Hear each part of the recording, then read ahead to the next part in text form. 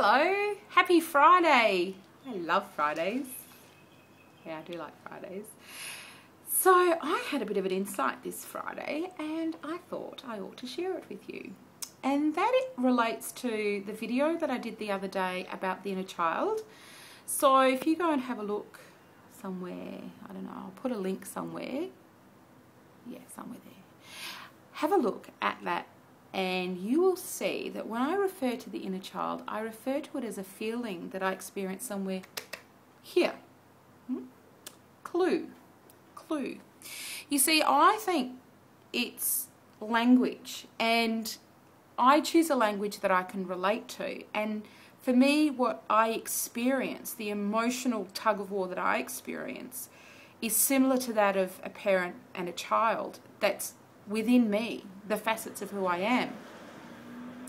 But I think you could also say that it's an argument that we've often heard between the head and the heart. And the heart being, you know, the child that is trusting and loving and hopeful and playful and yeah, there's like a lot of passion there and a lot of possibility. And then the head is the rational thinking, worrying, planning, being sensible, being rational, having to have reasons for everything, being really careful, and then an argument arises. But when I talk about the head and the heart, I personally don't get the same connection, and I don't feel the same compassion, because it's like a bizarre relationship. Like I can't have a relationship with a head, or I can't have a relationship with a heart. It's very abstract.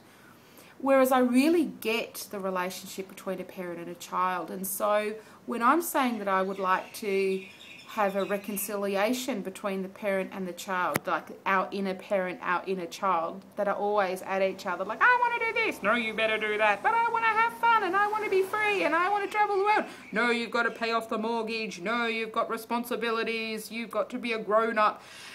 See, that seems real, you know, that's really what goes on in here, you know, what goes on. And so the language of saying that it's parent versus heart,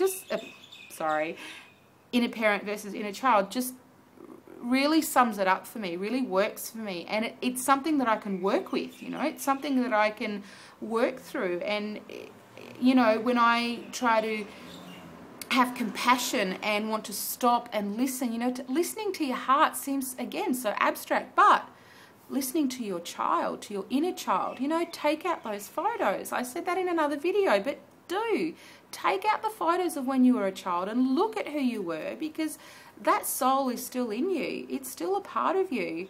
And it's so much easier to listen to that voice, and it's so much easier to have compassion because it's real. It's not so abstract. And same goes for the head and the parent, I suppose. And I think the parent, you know, and the head, I guess, needs to take a back seat. But the parent, you know, it just kind of makes sense that we have those relationships. It's not so abstract. So anyway, that's my 2 bits worth for today. Something for you to think about over the weekend, and I hope you have a great one.